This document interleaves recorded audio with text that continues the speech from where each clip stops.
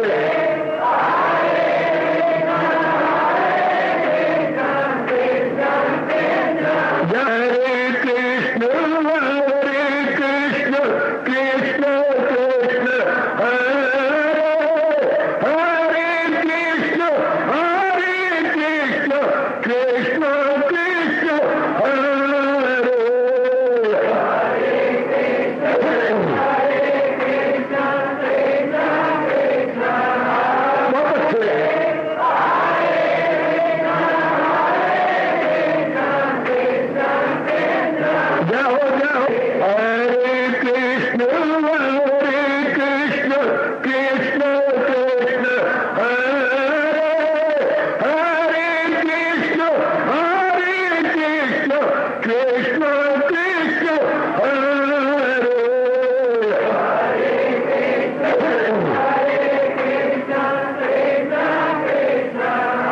बहुत अच्छे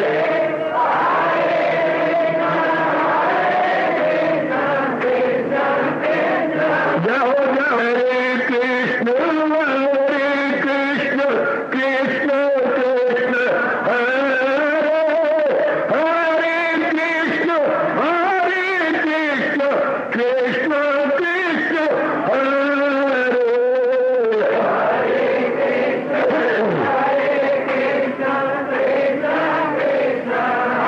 बहुत अच्छे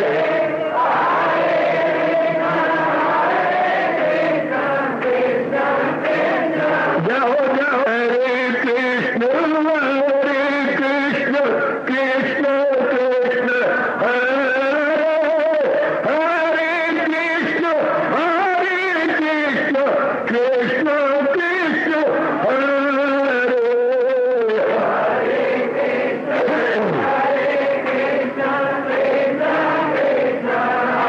बहुत अच्छे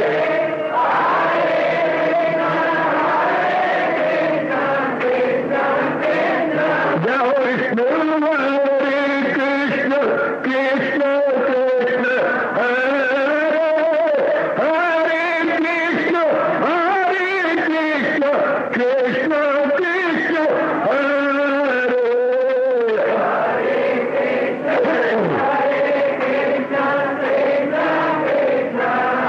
बहुत अच्छे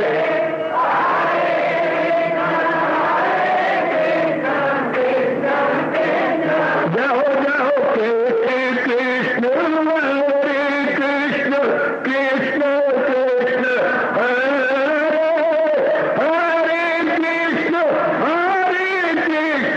कृष्ण कृष्ण हरे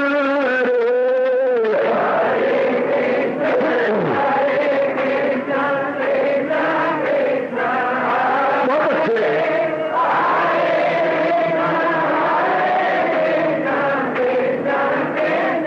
जाओ जाओ हरे कृष्ण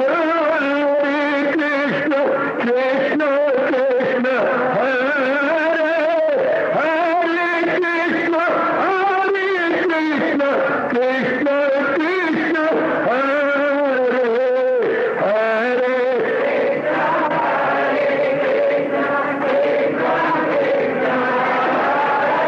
बहुत अच्छे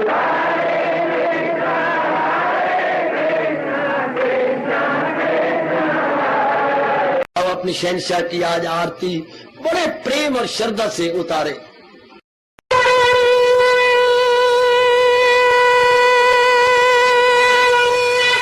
ओम जय जगदीश जय हरे स्वामी जय दीना लात हरे भगत दास जनों के अवगुण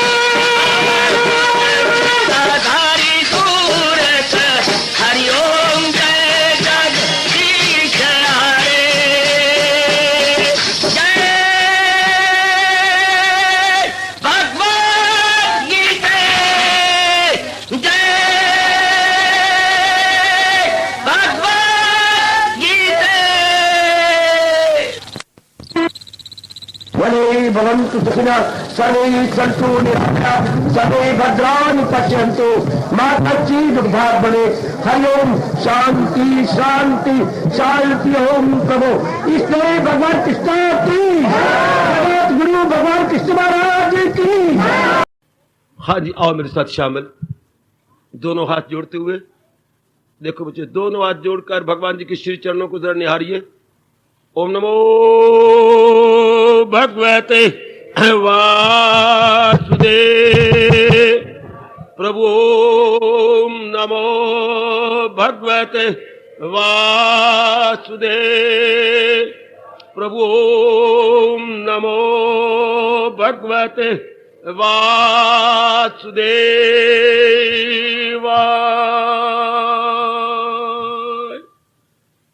कृष्णाय वासुदेवाय हरिये परमात्मने प्रेरणात् क्लेश नाशाय गोविंदाय नमो नमः। गोविंदाय नमो नमः। वसुदेव सुतम देवम कंसचानूरमर्दनम देवकी परमानंदम कृष्ण वंदे जगत गुरुम। कृष्ण वंदे जगत गुरुम। श्री कृष्ण शरणौ मम। श्री कृष्ण शरणौ मम। श्री कृष्ण शरणौ मम। और न ज़ौक़े यकीन तमोगुण के यज्ञ के सिवा कुछ नहीं। पंडितों को भी आप मना लेती हैं, वो भी आपका कहना मान के उल्टे पुल्टे कर्म करने लग जाते हैं। ना उसमें मंत्र पढ़ा जाते हैं, ना उसमें चोटी के ब्राह्मण बुलाए जाते हैं, ना तरीके से यज्ञ किया जाता है, ना दक्षिणा दी जाती है, और ना ही कोई अन्न इत्यादि उनको दिया जाता है। बस बांध लिया जाता है कि इतना हमसे ले ले, बस जैसे दुकानदारी हो या जैसे हम ठेका लेती हैं गवर्नमेंट से। इस तरह जो यज्ञ होता है वो तमोगुणी होता है। देने वाले का, करने वाले का ज्यादा नुकसान, लेने वाले का भी बहुत नुकसान। अब आइए प्रसंग पर। यहां मैं आपको लाना चाहता था 3 प्रकार का तप। ये हमें गीता सिखाती है और कहीं भी आपको पढ़ने का अवसर नहीं मिलेगा। शरीर का तप जो हर क्षण जा रहा है, शरीर का तप। ध्यान से सुनना, हम सब ने, श्रोता वक्ता ने इन तीनों तपों में कामयाब होना है। पहले है शरीर का तप, फिर वाणी का तप, फिर आंतरिक रूप में मन का तप। लीजिए, शरीर के तप को मैं भगवान के चरणों का ध्यान धरता और आपको दिलाता हुआ प्रारंभ कर रहा हूं। देव द्विज गुरु प्राज्ञ पूजनम शौचम आर्जवम ब्रह्मचर्यम अहिंसा शरीरम तपा उच्यते। हरिओम तत्। हरिओम तत्। हरिओम तत्। शरीर तुम्हारा जा रहा है, कर्म भी आप करती हैं। गहरी नींद में जाने तक आप खूब कर्म कर रहे गए। जरा देखना, अगर शरीर का प्रयोग यूं किया जाए तो, जैसे आपने बाजार से गुजरना होता है, आपने एक विशेष रास्ता बना लिया है। कहां से? जहां मालिनी बैठी होती हैं, फूल बेच के, हार बेच रही हैं, फूल बेच रही हैं, कितनी सुगंधी आती है। आपने गुजरना तो था, लेकिन रास्ता बदल लिया। सुनना मेरा दृष्टांत। आपने सत्संग भवन में आना था, आपने मार्ग बदल के उस मार्ग में आ गई जहां फूल मालाएं बिक रही हैं, कितनी सुगंधी। इसी प्रकार शरीर तो लगना ही था, पर शरीर का प्रयोग आपने इस तरह कर लिया जैसे भगवान जी कह रही हैं। भगवान इसको तप मान लेती हैं, शरीर सफल हो जाता है। जैसे हमारे वहां 10 मिनट गुजरना सफल हो गया, कितनी सुगंधी आई, वातावरण कितना दिल पसंद और खुश दिल था, बहुत ही खुशगवार, वेरी वेरी प्लेजेंट। सिर्फ आपने दूसरा रास्ता बदल दिया, नया रास्ता। शरीर तो गुजर रहा है, जा रहा है, एक एक क्षण इसका खत्म होता जा रहा है। इसका प्रयोग, इसकी यूटिलाइजेशन अगर इस प्रकार कर ली जाए तो बहुत ही अच्छा, भगवान ऐसा ही करवाएं। क्या? इष्ट देव की पूजा, पहले शब्द लगाया देव, शरीर से इष्ट देव की पूजा हो। इष्ट शब्द बनाए इच्छा से। देखा बच्चे, जो हमें बाकियों की अपेक्षा बहुत ही प्यारा लगे उसे बोलते हैं इष्ट, डियरेस्ट। अंग्रेजी में कहेंगे डियरेस्ट, आप इसे अपनी और भाषा बोलिए अतीव प्रिय। इच्छा से बना जाएगा जो बहुत ही प्यारा लगे। देवताओं में से बहुत प्यारा, किसी को शंकर बहुत प्यार लगती है, वो उनके इष्ट देव हो गए। किसी को विष्णु जी, किसी को ब्रह्मा, हमें नारायण भगवान कृष्ण के रूप में, तो वही हमारे इष्ट कहलाएंगे। अब उनकी पूजा, पूजा का अर्थ भी अनेक नहीं जानते, वो ठीक है, एक विशेष प्रकार का पावन विग्रह और उनके पूजा करना, धोना, ये सेवा करना बहुत सुंदर। लेकिन यथार्थ रूप में भगवान जी कहती हैं, आपने सारी गीता जी में देखा, ऐसा नहीं लिखा कि मेरी मूर्ति बनाओ, मूर्ति बना के धोवो, चरणामत लो, ये सारी गीता में कहीं नहीं। भगवान ने सारी गीता में यही कहा है कि मेरी पूजा है मेरे उपदेश के अनुसार अपना जीवन बनाना। ध्यान देना, आजकल ये ब्राह्मणों की रोटियां बनी हुई हैं, ग्रस्त आश्रम के चल रहे हैं, क्या करेंगे? यथार्थ रूप में भगवान की पूजा, भगवान के उपदेश को जीवन में उतारना होता है। आप सही रूप में जान लो इसको। किसी की पूजा का मतलब ये नहीं कि शारीरिक पूजा, एड़ी से चोटी तक नला देना, धुला देना, धूप बत्ती कर देना, आरती उतार लेना, और जो वो अपनी श्रीमुख से कह रही हैं वो नहीं अपनाना। कितना अनादर है इस तरह अपने इष्ट देव का। क्या यही प्यार होता है? यही प्यार होगा क्या? श्रीमान को बड़ी अच्छी चीजें देना, कपड़े सुंदर से ला के देने, उसके पैर दबाने, लेकिन जो वो अपने मुंह से कहे उसका कहने नहीं मानना। क्या श्रीमान जी खुश हो जाएंगे आप पर? कदापि नहीं। इसी तरह हम कितना कुछ भगवान के लिए मंदिरों में, तीर्थों में करते हैं, लेकिन क्यों नहीं ध्यान जा रहा कि जो श्रीमुख से कहती है वो मैं अपना तो रहा नहीं, जो इन्होंने श्रीमुख से कहा है वो है सही रूप में पूजा। ध्यान से सुन लो, शरीर कब सफल होता है? जब इष्ट देव की पूजा की जाए। पूजा में कौन लगता है? तन तो पहले लगेगा ही, तन के साथ मन लग जाए। सुनते जाओ, जैसे मेरे आचार्यों ने मुझे बताया, मेरा कल्याण किया और मैंने अपनाने की पूरी कोशिश की, कर भी रहा हूं। तन तो लगेगा, तन के साथ मन लग जाए। मन में विचार इष्ट देव का है और तन के साथ मन, और मन के ऊपर बुद्धि लग जाए। निर्णय भी बुद्धि में अपने इष्ट देव का हो कि मैंने अवशेष जीवन में भक्ति ही कमानी है, इन्हीं का विचार करना है और तन द्वारा इन्हीं के लिए सब कुछ करना है। इसे गीता जी के अनुसार इष्ट देव की पूजा कहते हैं। यह पूजा की बड़ी बड़ी परिभाषाएं होती हैं, लेकिन भगवान ने तो गजब ही डाल दिया, पूजा का अर्थ ही निराला निकाल दिया। फकत मेरी खातर तू, ये देखो, ये नाम अध्याय का फरमान आखिर में, हवन दान दे सब मेरे नाम पर, तेरा खाना पीना वो मेरे लिए, तेरा तप से जीना हो, यह पूजा।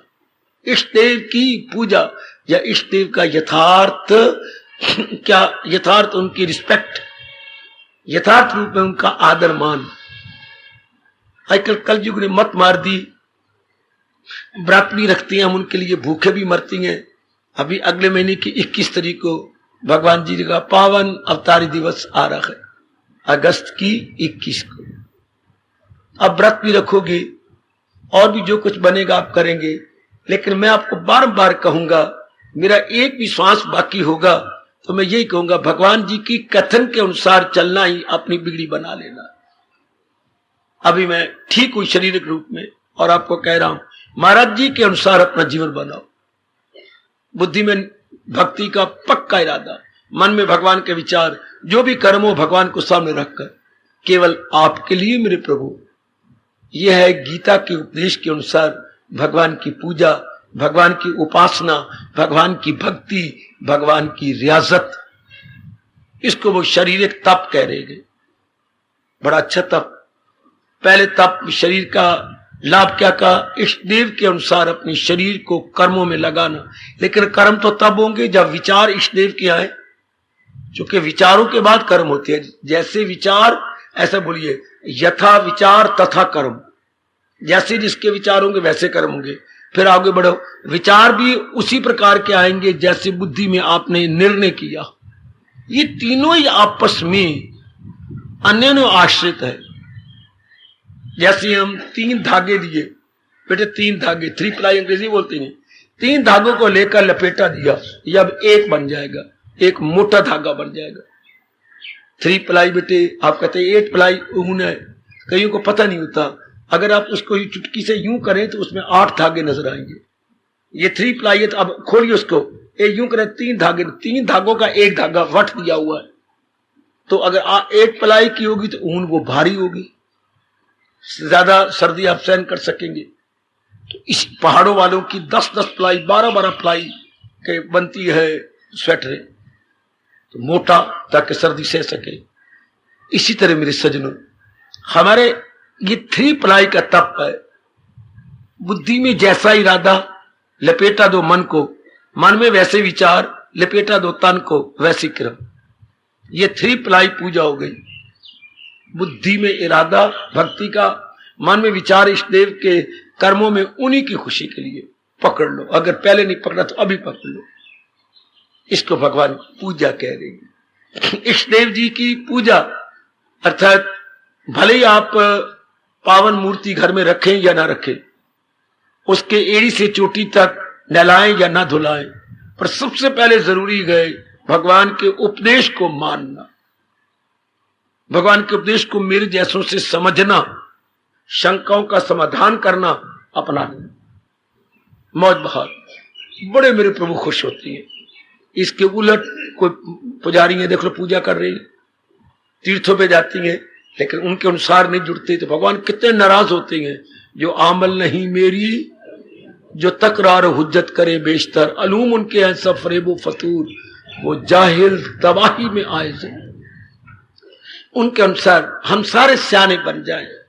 कल युग ने मत मार रखी है, लाखों करोड़ों रुपए के मंदिर बन जाती हैं और पूजा भी होती है, उनके अनुसार जीवन नहीं बनाया जाता। ये भगवान का अनादर है। स्वामी जी ने 2 शब्दों में फॉरेन कंट्री वालों को हैरान किया था। Respect means to obey. अगर आप किसी को रिस्पेक्ट देते हैं तो उसके अनुसार ओबे भी कर रहे हैं, उनके आज्ञाकारी हैं, वेदर यू आर ओबीडियंट और नॉट। हम किसी का आदर करते हैं, माता जी का, पिताजी का, या अपने इष्ट देव का, गुरुदेव का, तो उनके कथन के अनुसार जुटे। ये होता है सही में रूप में respect, respect in true sense. आजकल ये लोप होता जा रहा है। पूजा एक मजाक बन के रह गई है, एक दुकानदारी बन के रह गई है। गुरुद्वारों में, मंदिरों में, तीर्थों में पे बांध दी गई है, पूजा पर पे हो रही है। भगवान मुस्कुराते होंगे। पूजा इसलिए होती है कि मुझे तनख्वाह मिलती है, वाह। पूजा इसलिए मैं कर रहा हूं कि 2 घंटे मुझे सवेरे, 2 घंटे शाम गुरुद्वारे में देने पड़ते हैं। ये तो कोई बात ना बनी। कभी पूजा भी तनख्वाह पर, ये कल युग में भगवान देख रहे होंगे। पूजा तो प्रेम में भर के होती है, जब भगवान के प्रति अपने आप को निछावर कर दिया जाता है, भगवान के प्रति अपने आप को सौंप दिया जाता है। शिकायत आई, एक मंदिर इसलिए नहीं खोला जा रहा कि उसकी मासिक पे तो बांध दी गई है, लेकिन पुजारी जी ने एक और जिद की है कि जो चढ़ापा होगा वो भी मैं लूंगा। वो कहते हैं उसी में से तो हमें तनख्वाह देनी है, और वही आप जिद करेंगे। देख लीजिए ये कैसा समय है। चढ़ापा वही भी दो, पे भी दो, तो इसी को पूजा ना हुई, पूरी दुकानदारी हो गई। इसको जो शब्द आप कहिए, हम लोग है कल्याणकामी, हमने अपना कल्याण करना है, तो बड़ा जरूरी हो जाता है भगवान के उपदेश के अनुसार बुद्धि को, मन को, तन को बनाइए। कर्म जो भी आप करते रहिए, लेकिन अपनी भावना भगवान की। पहले भावना धन की थी, इज्जत की थी, परिवार चलाने की थी, वो तो चलेगा ही। अब भावना में दिव्य प्रेम हो जाएगा, हमारे कर्म भी दिव्य हो जाएंगे। मौज बहार यह शरीर का तप इष्ट देव जी के अनुसार अपनी बुद्धि, मन और तन को बना दे। आप देखते रहना क्या मैं महाराज जी के अनुसार जुट रही हूं? हजूर के मुताबिक मैंने अपने आप को लगा रखा है। भगवान आपको ताकत दे। मैं भी देखता रहता हूं, आप भी गंभीरता और सच्चाई के पुतले बन के देखते रहा करें। मेरी बुद्धि में और तो कोई इरादा नहीं, भक्ति के मन में भगवान कहते तो कोई और विचार तो नहीं। क्योंकि भगवान कहती हैं मुझे याद अर्जुन बाहर रंग कर लिए जा मेरा नाम और जंग। उसके अर्जुन के सामने जंग थी, हमारे सामने कर्तव्य कर्म है। जंग कर्तव्य जो हमारा फील्ड है, कर्म क्षेत्र, कर्म भूमि, उसकी कर्म भूमि थी रणभूमि। हमारी जो कर्म भूमि जहां भगवान जी ने में रखा है हमारे लिए वो है। तो अपने आप को देखते रहना है कि मैं महाराज जी के अनुसार जुटी रहूं। कोई शिकवा न किया करो मैं नारी चोले में, तो क्या हो गया? मन तो ना नारी है ना नर है, मन तो विचारों का पुतला है। अब विचारों में मेरे भगवान आए, वो बुद्धि में अगर भगवान जी का इरादा हो जाए, ये हो गया तन का तप का पहला अंग। मुझे आशा है आप समझ गए होंगे। शरीर का तप जिसने सड़ के आखिर में राख हो जाना, राख होने से पहले हम ये कर ले कि शरीर द्वारा बुद्धि में, मन में, तन में भगवान जी की भक्ति रख ले और जो भी कर्म हुआ करें भगवान के प्यार में भर के हुआ करें। आप घर में जो भी कर्म करती हैं भगवान के प्यार में भरकर, उधर मुख में उनका नाम चले, बुद्धि में इरादा है कि जितने श्वास अवशेष है मैंने भगवान की भक्ति ही करनी है। ये उपासना शब्द कितना अच्छा है। भक्ति के लिए एक शब्द आता है उपासना। ये 3 शब्दों से बना है, उप जमा आस जमा उपासन। उप आस, उप जमा आ जमा आसना। उप होते नजदीक, आ होता है चारों ओर से, और आसना होता है बैठना। अच्छा, अपनी बुद्धि मन को चारों ओर से हटाकर एक जगह बिठाने का नाम उपासना। शाबाश। पहले मेरा मन बिखरा हुआ था देवियों सजनों, अब भक्ति उपासना का मतलब है डिवोशन। भगवान अपने मन को चारों ओर से खींच लिया और महाराज जी के चरणों में लगाते रहे, इसको कहते हैं उपासना। इसी को भक्ति कहेंगे। क्या? जिसके मन में विभाग नहीं होते, नाना प्रकार के टुकड़े नहीं होते। पहले हमने क्या किया, भगवान के प्यारे नहीं थे, कुछ मन माँ के साथ, पिताजी के साथ, बहनों के साथ कितना मन बटा हुआ था। अब जब भक्ति होती है तो मन को अब बटने नहीं देते। भक्त जिसका मन विभक्त नहीं, वो भक्त। बड़ा अच्छा, महापुरुषों का भला हो, बड़ा अच्छा कहा। जिसका मन विभक्त नहीं, विभक्त में टुकड़े होता है बच्चे। ये मेरे पास कागज है, इसे आपका ये विभाग कीजिए, तो मैं बीच में ये यू फाड़ूं तो हो गया भाग। अब उसके फिर टुकड़े करूं तो हो गया विभाग। समझाने की मैं कोशिश करता हूं, आप करो। हिंदी भाषा में कहेंगे डिवाइड, फिर डिवाइड हुए को फिर टुकड़े करूं तो सब डिवाइडेड। Division, sub division. तो पहले हमने अपने मन के डिवीजन सब डिवीजन कर रखा था। अब जब भक्ति करनी होती है तो कोई डिवीजन नहीं। भक्त वो जिसका मन कहीं भी बटा हुआ नहीं। समझो बच्चे, जिसने अपने मन को कहीं टुकड़े नहीं किए। नाउ अब क्या मन गया? कंसोलिडेटेड। हाय, कंसोलिडेटेड। बच्चे कंसोलिडेशन अगर कहीं पढ़ा हो तो मुरब्बा बंदी को बोलते हैं कंसोलिडेशन। अच्छा, ये गवर्नमेंट ने किया था, मुरब्बे बटे तो कुछ मेरे बड़ा याग है और कुछ मेरा परे गए, इतने नहीं होता। तो गवर्नमेंट ने फिर मुझे एक ही स्थान पे जमीन दे दी, किसानों को एक ही स्थान पर, और परे परे उन बाकियों को एक ही, ताकि हाल ठीक चले, आपको ज्यादा बिक्री मिले। कंसोलिडेशन से मनेरे बहुत ज्यादा बनते हैं और जमीन काफी ज़ाया हो जाती है। अगर ना कंसल्टेशन हो तो मरबाबंदी होगी। इस तरह मन की कंसल्टेशन के मन इधर उधर बटा हुआ ना हो, मन एक जगह हो। ये ध्यान दे लेना, मुझसे समझ लो। गुरुदेव ने और आचार्यों ने मेरे पर बड़ी कृपा की है, मुझे समझा दिया है। हम लोग पढ़े लिखे हैं, सही रूप में समझ आए तो हम अपनाने लग जाते हैं। हम धन्य जाट की तरह ब्लाइंड फॉलोअर नहीं बन सकते। हमारी बुद्धि है, कुछ मन का विकास है। कोई हमें सही रूप में समझा दे, फिर तो हम टस से मस नहीं होंगे, फिर हम उसमें जम जाएंगे। अपने माइंड की कंसल्टेशन करें, इसको भक्ति कहती है। भक्त वो है जिसका मन के टुकड़े नहीं है, जिसका मन केवल एक में लगा हुआ है, अनेक में नहीं। अपने आप को टटोल लो। ये है इष्ट देव की पूजा। आप देखती रहना, आप देखते रहना मेरी देवियों कि आपका मन एक में है ना। नारी का चोला है, भगवान ने आपके मन को बहुत ही नरम बनाया हुआ है, चूंकि मां बनाना था। जब तक मां का मन स्नेह से ना भरा हुआ हो, ममता से ना भर जाए, तब तक आप बच्चे नहीं पाल सकती। स्नेह प्लस ममता इज इक्वल टू जननी। अच्छा, मदर बनेगी तब जब ये दो गुण आपके अंदर हो। तो जहां दो गुणों के मन नरम होगा, नरम मन से भक्ति नहीं होती है। मन कठोर हो, एक में लग गया, अब और कहीं कठोरता मतलब एक में लग गया और मैंने कहीं लगाना, ये अवस्था बन जाए तो आप बाजी ले गए। ये अवस्था बस मैंने मन लगाना भगवान में है, भगवान ही मेरे सब कुछ है। बड़ा ऋषि ने हमारा कल्याण किया ये कहकर, त्वमेव सर्वम मम देव देव, you are my all in all. चल, बड़ी मौज की बात जिसने ये जान लिया, ऑल इन ऑल, अनेक में तुम एक हो, अनेक में तुम ही एक हो, अनेक में तुम ही एक हो। और मैं स्पष्ट करूं, जैसे आप कहते, आपके श्रीमान जी ने आपका बहुत ही धन्यवाद दिया। आप मुझे कितनी अच्छी पत्नी मिली है। क्यों जी, क्यों जी, क्यों जी, आज क्या बात? मेरी माँ भी गुण गाती है, पिताजी भी गुण गा रहे हैं। ऐसी आप कहती हैं बहू में भगवान सबको दे।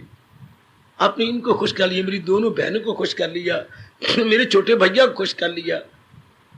दिल करता है मैं तेरी आरती उतारूं, हाय मुझे पाप का भागी बनाएंगे। नहीं, मैं तो अपनी आंतरिक भावना को प्रकट कर रहा हूं। क्यों, बात क्या? आप इनकी दिलो जान से सेवा करती हैं, जरा भी नहीं मालूम होने देती कि ये आपको कोई और है, गैर है, या कोई तुम ऊपर से आई हो। ऐसे आप इनमें एक में एक होगी जैसे इसी घर की आप सदस्य हो और यहीं आप बरसों से रह रही हो। श्रीमान जी, एक बात मैं कहती हूं, मैं आपके बाप की कदर नहीं करती। मैं आपकी कसम खा के कहूंगी, ना मैं आपके माँ की, ये भाव जरा समझना। श्रीमती कहती मैंने आपके बाप की सेवा नहीं की, ना मैंने आपकी माँ की सेवा की, ना ननदों की, ना देवर की। आपकी कसम में केवल आपकी शक्ल समझ के इनकी कदर करती। हाय, मेरे गुरुदेव ने मुझे समझाया है, आप भी समझ लो, बिल्कुल ठीक बात है। मेरे पहले अपना स्वार्थ रखेगी, मेरे पति देव के बाप, मेरे पति की मां, ज्यादा देखिए मेरे पति की बहनें, मेरे पति का भाई। पहले अपना रिश्ता ले लिया, मेरे पति। हाँ, अब घर में कहां रही सास, कहां रहा ससुर, कहां रही दिरानियां, कहां रही जेठानी और कहां रहा देवर। एक के कारण से सबको प्यार कर रही हो, ये तो मैं मानता हूं।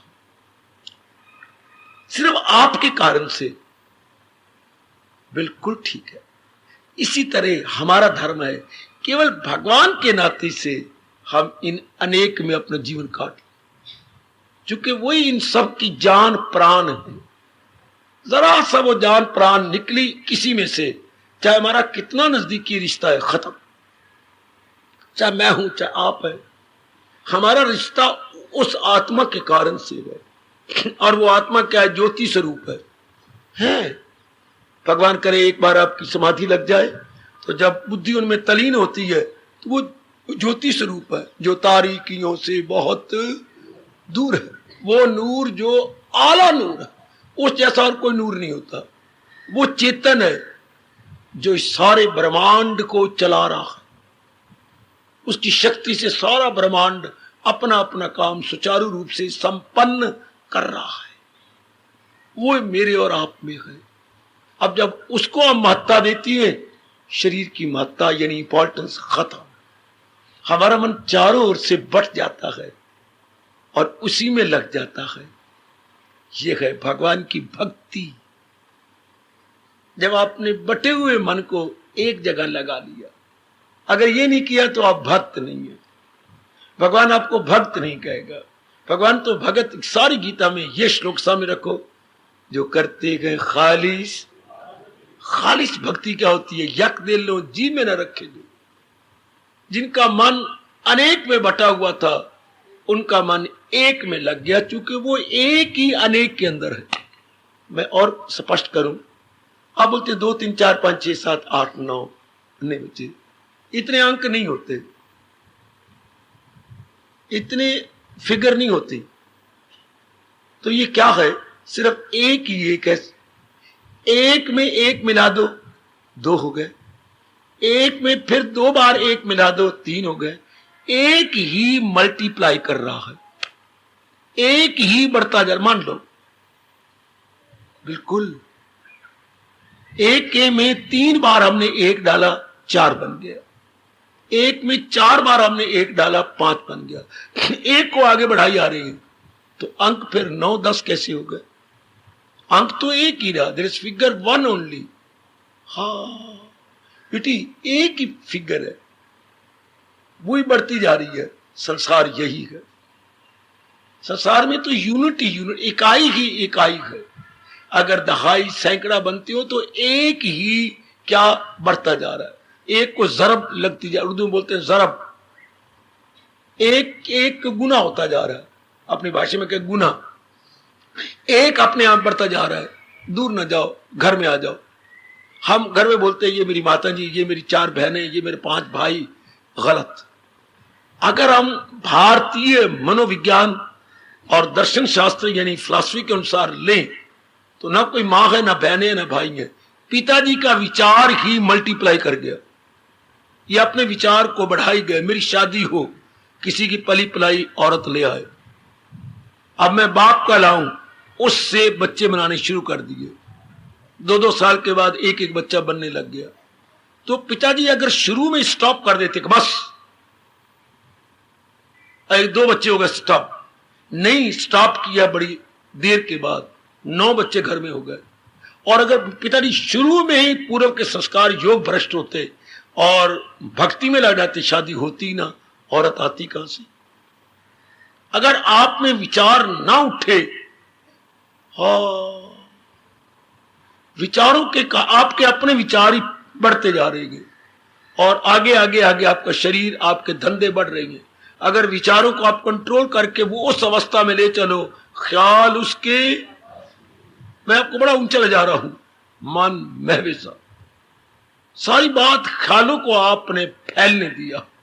मेरी शादी हो, मेरे बच्चे हों, मेरी धियां हो, बढ़ते गए बढ़ते गए।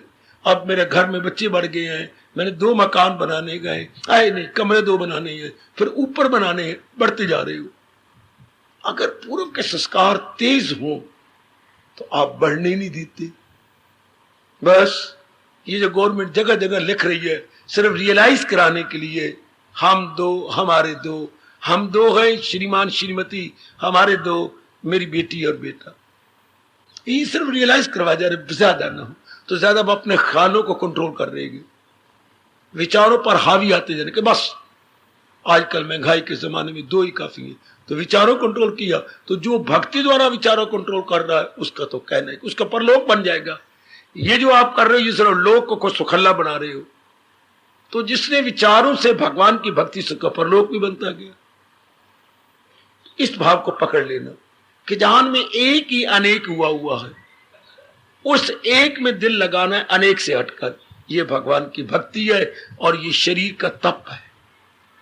असलियत यही है कि अगर आप इतना अपने आप को समझा पाए तो ये सारे संसार में एक अनेक बना हुआ है, जो कसरत में वादत का, जो पूजे मुझे हूं, जो सब में अया वो योगी रहे गो किसी ढंग में, मुझी से वो वासल वो हर रंग। पूजे मुझे हो जो सब में पूजा गई। इष्ट देव की पूजा अनेक में एक, और जो उन्होंने श्रीमुख से कहा है उसी में मेरा लोक परलोक बन जाए। ऐसे मेरे से भी ज्यादा ये पुख्तगी आ जाए, ये दृढ़ता आप में आ जाए कि जो मेरे प्रभु ने कहा है मेरा कल्याण उसी में, मेरी बेहतरी उसी में है। बस फिर बुद्धि भी लग गई, मन भी लग गया। इतनी महत्ता जब भगवान की बढ़ाई कि मेरा कल्याण उन्हीं से होना है, और मेरा कल्याण कहीं से हो ही नहीं सकता। किसी का हो रहा हो, किसी और शास्त्र से होता रहे, हमें कोई आपत्ति नहीं, हमें खुशी है, पर हमारा कल्याण गीता के माध्यम से होगा। और जो बहुत गहरी, अब आप उनके उपदेश को अपनाए बिना रहेंगे नहीं। रामायण अपनी जगह गए, भागवत पुराण अपनी जगह गए, पर हम अपने लिए सोचे। गली में अनेक घर रहे, पर आपका भोजन तो आपकी मां ने बनाया, आपने वहीं जाना। आपकी भूख तो आपके घर से मिटेगी, चाहे कितनी सुगंधियां आ रही हैं, कोई हलवे की आ रही होगी, कोई परोंठे की आ रही होगी, लेकिन आप तो अपने घर में जाके खटखटाएंगे। तो हमारी भूख तो गीता जी से मिटनी है। कोई कैसे जयकारे मार रहा हो, कोई कैसे करता जाए, पर भला दूसरा है जहां में कहा करे दूर मेरे जो बहन। अब जो नहीं लग रहे उनमें क्या है, आप मुझसे पूछो। जो भगवान के अनुसार नहीं जुड़ते उनकी तबाही क्यों होती है? वो कामी बन जाते हैं, क्रोधी बन जाती हैं, मोही बन जाती हैं, लोभी बन जाते हैं, अहंकारी बन जाते हैं। इसका प्रभाव क्या होगा? तबाही। और जो भगवान पे श्रद्धा रखती हैं वो विवेकी बन जाती हैं, वैरागी बन जाती हैं, हाय वो भगवान के भक्त बन जाती हैं, वो सत्संगी बन जाती हैं, वो प्रातः काल उठ के भगवान का सिमरन करने लग जाती हैं। ये गुण आ जाती हैं। इन गुणों से अंतःकरण निर्मल होकर के वो अपने आप को ठीक कर लेता है। अगर हम ये नहीं करते तो उधर अवगुण आ जाती हैं। हाँ देवी, उधर अवगुण आ जाएंगे। अगर भगवान की भक्ति करते तो ये गुण आ जाएंगे। गुणों से हमारा कल्याण है, अवगुणों से हमारी तबाही है। इस बात को समझ लीजिएगा। इसलिए भगवान ने कहा वो जो इस राह से हट के ले रहा वो ख्वाहिश का बंदा गुनाहगार, हयात उसकी दुनिया में बेकार, उसकी जिंदगी तबाह हो गई। और जो महाराज जी के अनुसार जुट जाती है उसका ये लोक भी बन गया, परलोक भी बन गया, दोनों ही बनते। कितना दानाह है वो जिसकी बुद्धि में ये समा गया कि मैंने भगवान के अनुसार जुटा। ये कहे जो पूजा करे देवताओं की तू, योगी इष्ट देव की पूजा। अब इसी में सारे देवी देवता आगे कुछ समझाता ही नहीं कि नारायण की पूजा करें, इसमें सारे देवी देवता, ये शेरा वालियां तो पता नहीं कौन कौन सी वालियां सारियां आगे, चूंकि भगवान ने इंसानों को बनाया। हमें उल्टे पुल्टे कहा जा रहा है इंद्र देवता मनाओ, देवियों की पूजा करो, 8 देवियां होती हैं, इष्ट देव जी फिर क्या रह जाती हैं, वो दरवाजे के ऊपर बैठे रह जाते हैं। हालांकि मन लगाना था एक में, क्योंकि भगवान ने नियम बना रखा है, कोई बताता ही नहीं। उनकी फिर नई गृहस्थी चलती, सच्चाई क्यों बताए? जो देवों को पूजे फिर भगवान ये ना कहते।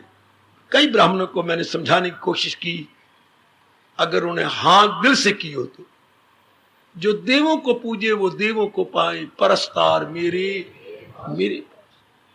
पर कहते जो देवों की पूजा वो भगवान को पाएंगे, पर भगवान तो मानते नहीं। उनको ये पता ही नहीं कि गीता में ये आता, उनको ये पता ही नहीं सनम के पुजारी सनम से मिले हमारे परस्तार, उनको पता ही नहीं।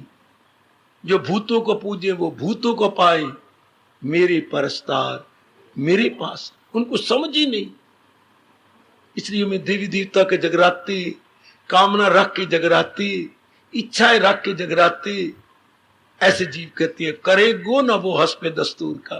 भगवान कहते जो मैंने नियम बनाया तो उस नियम की धज्जियां उड़ा रहे हैं। वो हंस पे दस्तूर मतलब विधि पूर्वक नहीं कर रहे, दस्तूर के अनुसार नहीं कर रहे। आप ना कमले बनना, आप सियाणियां बनना मेरी देवियों, के हाथी के पैर में सबका पैर। इस तरह भगवान की भक्ति में सबकी भक्तियां, क्योंकि भगवान ही सारों के रूट काज है। महाराज जी से ही जिससे खुदाई हुई, जो सारे जहां पे गए छाई हुई। ऐसा भाव रख लो मेरी देवियों कि जो मूल है वो भगवान जी है। जड़ है जिसकी ऊपर तले भगवान ने बता दिया 15वें अध्याय में, इस सारे संसार का रूट काज मैं ही। भगवान जी इस सारे संसार की जड़ है, तो फिर जड़ को क्यों ना पकड़े? एक एक टहनी पत्तों को पकड़ के वृक्ष सूख जाएगा। आप गडविया लोटा भर भर के एक एक टहनी को देते रहे ना, कितना अच्छा हो। जड़ कोई 2 बाल्टियां भर के दे दो तो जड़ की गिल सारी टहनी पत्तों को ऊपर तक पहुंच जाएगी। इस तरह ये बार बार सोचे संसार की जड़ कौन है? भगवान जी नारायण बजाते खुद, जो अब अपने मुंह से कह रहे हैं कितना क्लियर, मैं अव्वल में आखिर में हूं धर्म, मैं इस संसार का आदि हूं, मध्य हूं, अंत, मेरी जात आली में राहत सदा। इस बात को पकड़ ले, ये हो गई देव भगवान की पूजा। इसमें शरीर सफल हो। ये शरीर का तप का पहला कदम है मेरी देवी, ये स्टेपिंग स्टोन हो गया, पहला कदम कि हमने अपने इष्ट देव को मान लिया, जान लिया।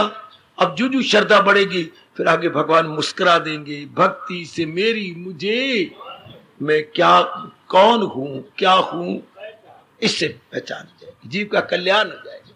ये भी शरीर के तप का पहला गुण। इसके बाद शरीर का तप और क्या होता है? द्विज। बेटे द्वि को अलग कर दे, जमा जा कर दे। आप हिंदी ना जानते हो तो भी बताऊं आपको, द्वि जमा जा। जैसे आप कहते हैं सरोज, सरोज कोई शब्द नहीं, सर जमा ओज, सर मैंने तालाब, जय मैंने उत्पन्न होना, जो तालाब से उत्पन्न हो वो कमल। नीरज कोई शब्द नहीं, नीर जमा जा, नीर मैंने जल, जा मैंने उत्पन्न होना, जो पानी से उत्पन्न हो फिर वही कमल। इस तरह ये ले लो। द्विज जो 2 बार पैदा हो, जा मैंने उत्पन्न होना, द्वि तो 2 होता है, त्रियत 3 होता है, चतुर्थ ये तो आपको पता ही है। 2 बार उत्पन्न हो, 2 बार। सुनो कैसे, एक बार तो मां के पेट से पैदा हो, 5, 6, 7 साल का हो जाए, फिर किसी पहुंचे हुए गुरुदेव के पास चला जाए और उसकी सेवा करे दिलो जान से, उनके अनुभव को ले कर उनकी सेवा, तो सीख उनसे, उनसे ज्ञान की बातें ले, उनका अनुभव ले, उसकी कमाई करे, उसको अपने मन में रखे और उसके अनुसार बुद्धि और मन को बनाए और अनुभवी हो जाए, अंदर के कपाट खुल जाए। ये दूसरा जन्म गुरु के ज्ञान से हो गया। एक बार मां के पेट से वो कितनी दूर जा रहा है हमारा वैदिक धर्म, हमारा कोई अनुपम धर्म, किसी को सूझबूझ ही नहीं होती ऐसी। ये दूसरा जन्म अनुभवी गुरु के ज्ञान से जो जन्म हुआ, बुद्धि कोई और हो गई। मां बाप ने तन को पैदा किया, गुरुदेव ने मन और बुद्धि को निर्मल कर दिया, उससे ज्ञान से वो दोबारा पैदा हो गया। इसलिए बोलते हैं द्विज। किनके लिए था? ब्राह्मणों के लिए। क्या ब्राह्मणों को शर्म नहीं आएगी अगर गीता पढ़ेंगे कि मेरा दूसरा जन्म तो हुआ ही नहीं, मैं तो सिर्फ मां के गंध से, जेर से पैदा हुआ हूं, पिता के गंदे खून से पैदा हुआ हूं, है बस आगे पवित्र करना था गुरुदेव के ज्ञान में जाकर, उससे बुद्धि और मन को निर्मल करना था। तो द्विज वो जो अनुभवी ब्राह्मण है जिसका दोबारा जन्म है। लेकिन सर अर्थ ले लो, जो किसी पूछ हुए के पास जाकर तप करता रहा, उनका तजर्बा लेता रहा, ले लेके उन्होंने बुद्धि और मन को लालो लाल कर लिया। जैसे एक बार लोहा निकलता है जमीन में से काले रंग वाला, हाँ ये लोहा है और इसका दूसरा जन्म दे, इसको अग्नि में डाल दो, अब ये अपना रंग छोड़ देगा, क्या हो जाएगा? लालो लाल, अग्नि का रंग ले लेगा। इसे कहेंगे ये द्विज है। दूसरा जन्म लिया इसने अग्नि में से, अपना स्वभाव छोड़ दिया। इस तरह उसने मां बाप का स्वभाव छोड़ दिया, पहुंचे हुए गुरु के ज्ञान को ले लिया। ब्राह्मणों को कहते थे वरना वो ब्राह्मण ब्राह्मण कहलाने का हक नहीं रखता जो दोबारा जन्म जिसका किसी अनुभवी से ना हो। सार रूप में कह दिया, ब्राह्मण सो जो ब्रह्म पहचाने, जो भगवान को पहचान ले वो ब्राह्मण है। अब रामलाल का पुत्र श्यामलाल ब्राह्मण, रामलाल शर्मा पुत्र श्यामलाल शर्मा नहीं, हमारे शास्त्र इनकार करता है। इसी का अर्थ और भी लो, द्विज का मतलब पक्षी भी होता है। द्विजे क्षे चाराती नभ चाराती, पक्षी नभ में ब्राह्मण थोड़ा उड़ते हैं। अब दूसरा अर्थ हो गया, इनका भी 2 बार जन्म होता है, इसलिए संस्कृत ने पक्षी को भी ले लिया द्विज। कैसे? एक बार मादा के पेट में से अंडा निकला, हाँ, फिर ये दोनों नर और मादा उसके ऊपर गरमाइश देते रहे, उसने रंग बदला और मादा ने विशेष जगह चोच मारी और बीच में बच्चा निकला, ये द्विज कहलाया। हाय हाय, एक बार अंडा, दूसरी बार उसका सेवन करने से सजीव बच्चा, पहले निर्जीव अंडा, उसमें जीव कोई नहीं था, बाद में सजीव लगा रहा हूं, सजीव जीव निकल आया, पक्षी बन गया। इसी तरह महाराज जी क्या कहती हैं, शरीर का तप क्या है, इष्ट देव का तो पूजन करेंगे उनके अनुसार, लेकिन किसी अनुभवी ब्राह्मण की जाके शरीर से सेवा कर, ये तो गए भूल। हमने वैसे ब्राह्मण मान के उनको दान दे, उनका पट्टा ही बिठा दिया। अब वो ना तो तप करती हैं, न जप करती हैं, न भजन करती हैं, न त्याग करती हैं, न किसी पहुंचे के पास जाके उसका ज्ञान लेती हैं, न उसकी कमाई करती हैं, इसी पे रह गए, बुद्धि मारी गई, जाहिर हुई अक्ल। आजकल तो सवाल है, डाउनफॉल है ब्राह्मणों का। वो उनको शर्म नहीं आती कि मैं जो इतना दान लेता हूं मैं अधिकारी हूं। अधिकारी तो अनुभवी होता है, जो आपको कुछ दे भी सही, आपको अपने तप का कुछ अंश दे। बल्कि क्या था शास्त्रों में, लेंगे आपसे 54, देंगे आपको 12। हाय वो मेरा तिगना आपको देंगे। थोड़ा सा अपना वस्त्र, रोटी और कपड़ा ले लेंगे और उसके इवज में आपको देंगे कितना, तोबा तोबा तोबा तोबा तोबा। आजकल देते क्या है, लेते कितना ज्यादा है। भट्ठा बैठ गया,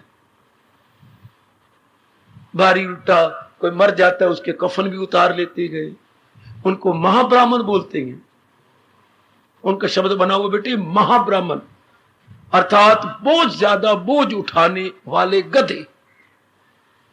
जो बहुत ज्यादा बोझ उठाए उसे टट्टू बोलती है ना, खच्चर बोलती है ना। इनको तो हक ही नहीं बनता। इनको तो ब्राह्मण दान वो ले सकता है जो अनुभवी हो, जो द्विज हो। ये मेरी बात पकड़ लेना भगवान कृष्ण जी की। द्विज जिसका दोबारा जन्म हो, ज्ञान में जन्म हो, मन बुद्धि तलीन हो जाए गुरुदेव के उपदेश में और फिर लालो लाल बन के पैदा हो, वो ब्राह्मण है। कुछ समझाने योग्य या कुछ आपसे लेने योग्य, लेकिन देगा आपको बहुत ज्यादा, लेगा बहुत ही कम। शाबाश। ऐसों से, ऐसे हमारे पहले गुरु कहलाते थे, ऐसे अनुभवी ब्राह्मण हमारे गुरु थे।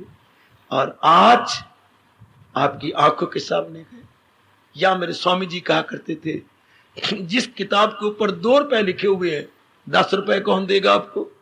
किताब लिखा है प्राइस ₹2, मूल्य केवल 2 रुपए, तो कोई 10 रुपए निकाल के थोड़ा देगा।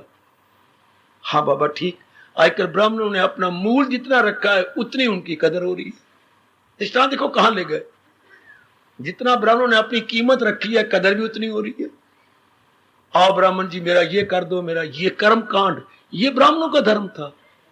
हाय नहीं, तप करना ब्राह्मण का धर्म था। हाँ, याद हक करना कराना है फकत ब्राह्मण का काम, खल्क को रास्ता दिखाना है फकत ब्राह्मण का काम। आजकल नहीं, कल युग है। अब मेरे भगवान कह रही है, जा अपने शरीर को सफल कर। अगर कोई ऐसा अनुभवी ब्राह्मण मिल जाता है जिसका ज्ञान में भी जन्म हुआ हो, एक बार मां ने जन्म दिया, द्विज दोबारा उत्पन्न हुआ गुरु के ज्ञान से, तो इस शरीर को सफल कर रहा, उसकी पूजा कर। क्या मतलब? उसके नजदीक बैठ और उसको खुश कर, और उसके बाद कहे महाराज जिस कारण से आपका अनुभव हुआ थोड़ा सा मुझे भी समझा दो, थोड़ा सा। हाँ महाराज थोड़ा सा दे दो। जैसे 10 किलो दूध होता है, थोड़ा सा जामन डाला जाता है, सवेरे वो दूध नहीं रहता, दही की चक्के बन जाते हैं, बिल्कुल चक्के। इससे थोड़ा सा मेरे मन में दे दो, जरा भी जो ये ज्ञान, तो खौफ व खतर से स्वल्पम अपी, भगवान कहते हैं थोड़ा सा जामन जितना, बच्चे मैं जामन कह रहा, जामन जितना मुझे दे दो, बस मेरी भी बिगड़ी बन जाएगी।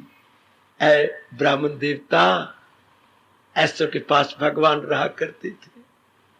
मैं एक ब्राह्मण को सामने रख के खुद भी आपके सामने प्रणाम करता हूं। और ब्राह्मणों का, अनुभवी ब्राह्मणों का रूप क्या होता था, एक ही, मेरे भारत के इस कोने से लेकर उस कोने तक, जिसका हर बच्चे की जबान पे नाम है, नास्तिक की जबान पे नाम उसका नाम है, आस्तिक की जबान पे तो है ही, नास्तिक भी उसका नाम लेती है, नर नारी के, ये है ब्राह्मण। इनका लिबास देखो चीथड़े, इनके पैरों देखो नंगे, इनका सिर देखो जैसे पता नहीं कितने दिन हो गए, और इसके रोम रोम देखो भगवान मुस्कुरा रहे गए। दोनों हाथ जोड़ लो, प्रणाम करो मेरे साथ। ये ब्राह्मणों के शिरोमणि, ये ब्राह्मणों में चोटी के तपस्वी, यशस्वी, जिसका नाम भगवान जी ले रहे गए। ब्राह्मण कैसा ब्राह्मण, ये सुदामा जैसा। ये थे हमारे विप्र। विप्र का अर्थ होता है बेटे ब्राह्मण। विप्र सुदामा आए, विप्र ब्राह्मण, ये तपस्वी। कितने भगवान प्रसन्न हुए। कवि कहता है जब वो घर पहुंचती है, पानी परात को हाथ छुओ नहीं, नैनन के जल से पग धो। लोटे से चरण नहीं धोए, अपनी आंखों के गर्मा गर्म जल से उनके पैरों का प्रक्षालन किया। ये ब्राह्मण, यह यथार्थ रूप में ब्राह्मण कहलाने के योग्य आजकल के जमाने में नामुमकिन तो नहीं, और बड़ा कठिन है ऐसा ब्राह्मण मिलना, जो अपने भगवान को मनाई बैठा है, अपने भगवान को रिझाई बैठा है, अपने भगवान को अपने हृदय में बिठाई बैठा। ऐसा अगर मिल जाए कोई, तो भगवान कहते हैं ये तेरे शरीर के दूसरा कदम उठा तप। पहला कहता इस दिन के अनुसार अपने शरीर को बनाना, वो उनके उपदेश के अनुसार। दूसरा, कोई द्विज मिल जाए जिसका दोबारा जन्म हुआ हो ज्ञान में, अपना शरीर उसकी सेवा में लगाना। महाराज आप ये पानी भरते गए, मुझे ये सेवा दे दो, मैं ये आपका पानी भर दिया करूं। अच्छा भर लिया कर। महाराज आप ये भिक्षा के लिए जाते गए, हाँ मुझे आज्ञा दो, मैं आपका सवेरे शाम भोजन दे दिया करूं। अच्छा दे दिया कर। तो ये छोटे छोटे कोई ना कोई उसकी सेवा पकड़ ली, कोई ना कोई। महाराज कपड़े आपके फटे हुए गए, अगर आप मुझे आज्ञा दे, मैं कपड़े कुछ सिला दूं, इससे आपका तन ढप जाए। अच्छा जैसी तेरी इच्छा। तो इस तरह वो सेवा करती हैं, महीना 2 महीने, साल 2 साल। उसके बाद उनको कहने का हक बनता है, प्रभु ऐ ब्राह्मण के रूप में मेरे भगवान जी, कहो क्या कुछ मुझे कहने की आज्ञा देंगे? जरूर। अगर आप मेरी सेवा से कुछ खुश है, बहुत खुश हूं, तो मुझे जो भगवान ने दिया, मैंने दिलो जान से आपके शरीर की सेवा करने की कोशिश की। मेरे पास तो यही कुछ था, ठीक है, आपके अंदर जो छिपा हुआ है थोड़ा सा मुझे भी दे दो। ऐसे मांगते थे। आपके अंदर जो छिपा हुआ है, हाँ क्या मैं अधिकारी हूं आपके उस अनमोल खजाने में से थोड़ा सा लेने के लिए? जरूर। तो कर उनकी सेवा, सीख उनसे रास। योगी तन का तप, भगवान हमें मौका दे, मेरी देवियों प्रभु हमें मौका दे। ऐसा मिलना बड़ा मुश्किल है आजकल जमाने में, ऐसे ब्राह्मण का मिलना असंभव तो मैं नहीं कहूंगा, पर बड़ा मुश्किल है।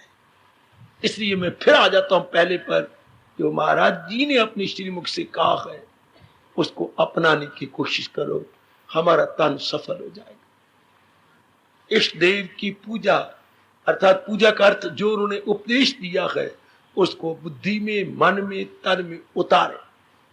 अगर कसर है तो अपने अंतर्यामी इष्ट देव से प्रार्थना करो, प्रभु इतनी शक्ति दो कि आपके उपदेश को अपनी बुद्धि में रखूं, मन में रखूं और तन के कर्मों द्वारा प्रकट करूं, तन के कर्मों द्वारा प्रकट करूं, ताकि अनेकों को लाभ पहुंचे और आप प्रसन्न हो, और आप प्रसन्न हो के मेरी कर्मों को देख के कह सके सबकी भलाई में कहां रहे वही गए मेरा भक्त।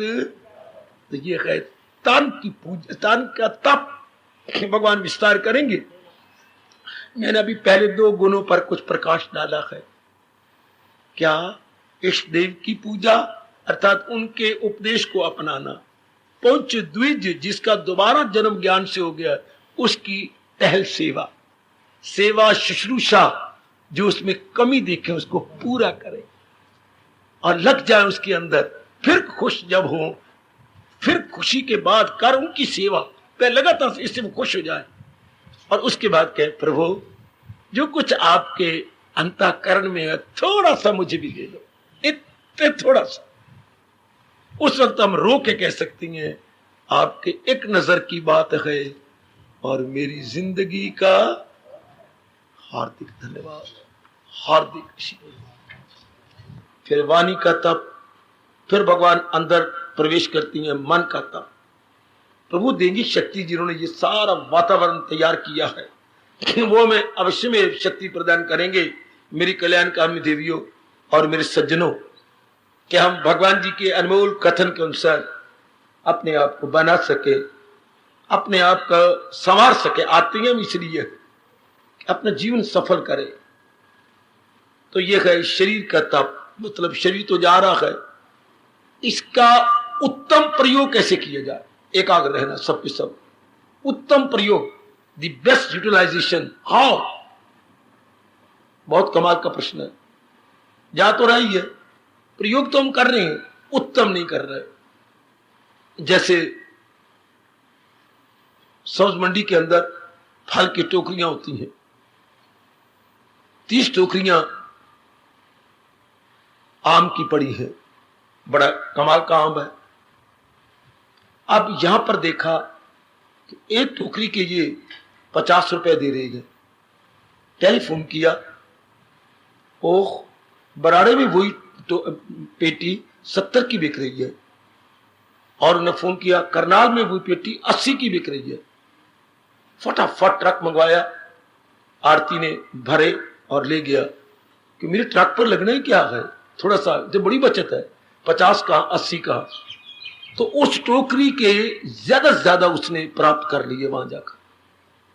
यही हाल हमारा होना चाहिए कि शरीर की टोकरी का उत्तम प्रयोग कैसे, तब का मतलब होता है यही अर्थ, उसका उत्तम प्रयोग हम कैसे करें।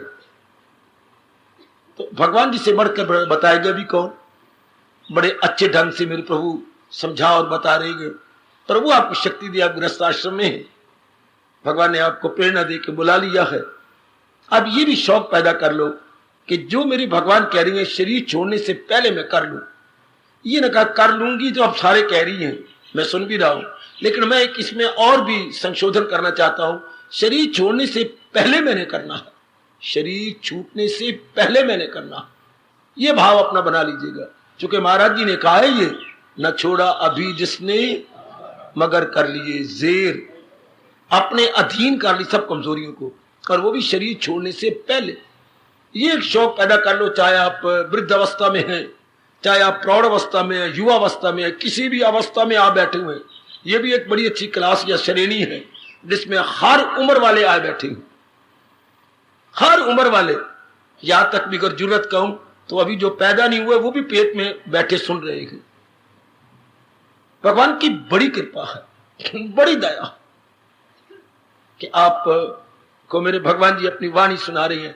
इसमें यह करे कि शरीर छोड़ने से पहले मैंने कर दिया। जैसे लड़के को, बच्चों को, छात्र को, स्टूडेंट को होता है, इम्तिहान आने से पहले मैंने पूरी तैयारी कर लेनी है। इसी तरह हमारा भी एक शरीर छोड़ना एक इम्तिहान होता है। इम्तिहान कैसा कि वृत्ति सिवाय भगवान के कहीं न जाए। बड़ा भारी इम्तिहान है कि मैं इतना अभ्यास कर जाऊं कि मेरी वृत्ति उस समय जाना हम सब ने है भगवान में टिकी रहे। इसके लिए काफी पहले अभ्यास। दूसरे अध्याय का अंतिम श्लोक क्या, दमे वापसी भी जो ये हासिल उसे ब्रह्म निर्वाण। तो तरीका सीखिए गीता जी से और यही भाव रखिए कि शरीर छोड़ने से पहले मैंने कुछ करना, ठोस रूप में करना। शाबाश। तो शरीर के तप में क्या, इसका उत्तम प्रयोग क्या हो, इष्ट देव जी की पूजा।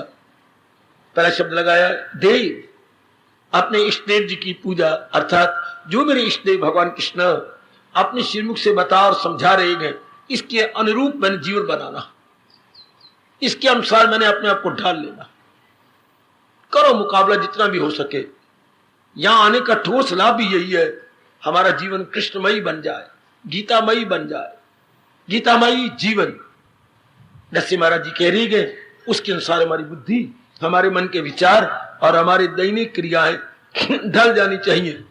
बेड़ा पार मेरी देवियों सजनों, आप पुरुषार्थ करो, मैं आपको शुभभावना दे रहा हूं और भगवान की दिव्य शक्ति आपके साथ है।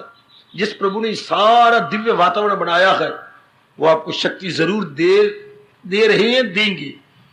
जो पिता चाहता है कि मेरा बेटा फैक्ट्री लगाए तो फंड भी पिताजी देंगे, लाखों रुपए उन्हें देना है।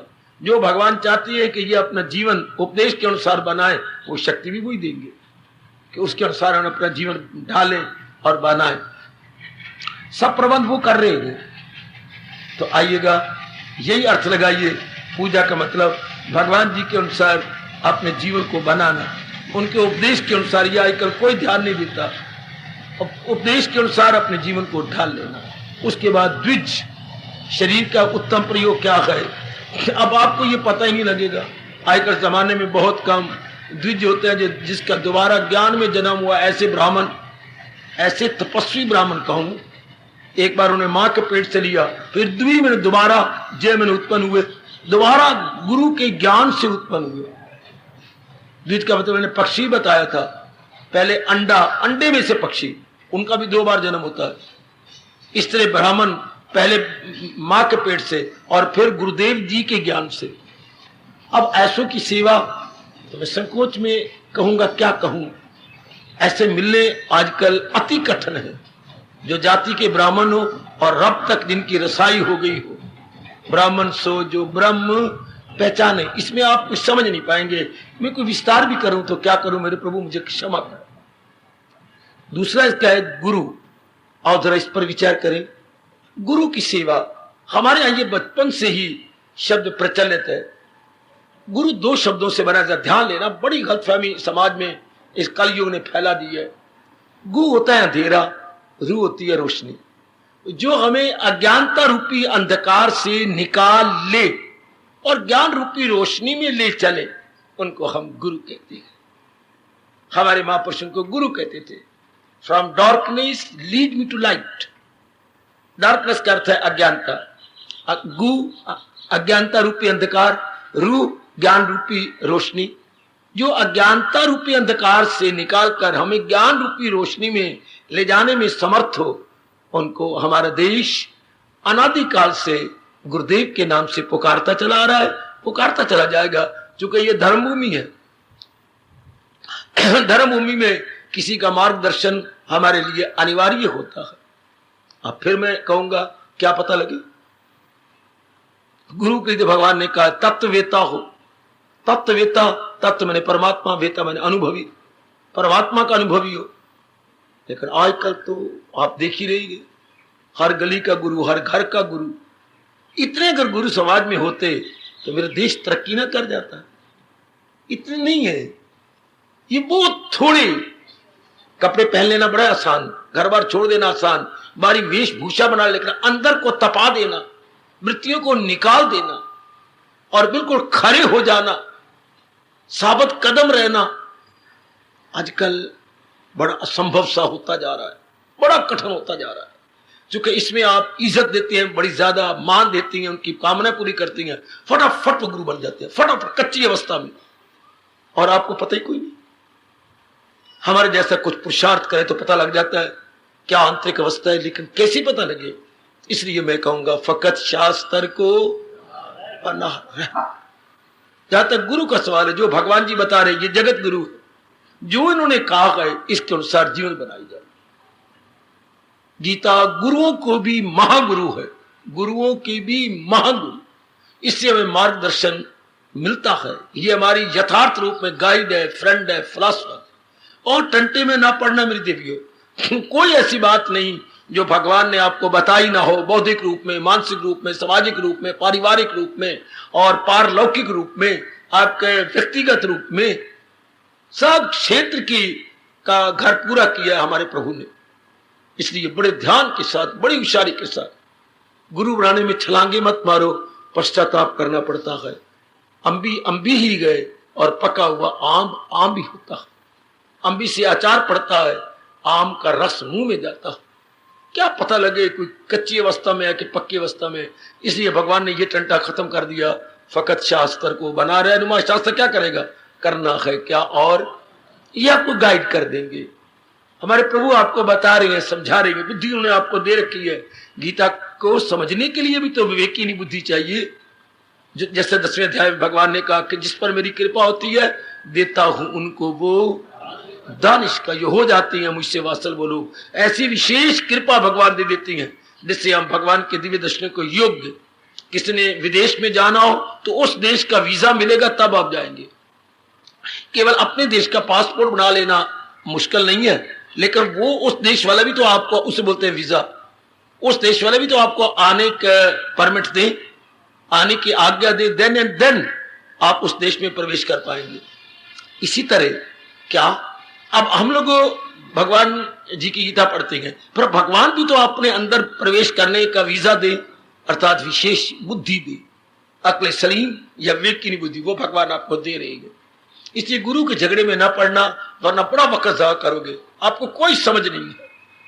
कबीर जी ने इसलिए रो रहे थे कि कलयुग ऐसा गंदा आएगा, जाके पीछे 10-20 है ताका नाम महंत, कि कलयुग के अंदर फूटेगी आंख विवेक की, लखे न संत असंत, विवेक की बुद्धि मारी जाएगी। हार्दिक धन्यवाद, हार्दिक आशीर्वाद।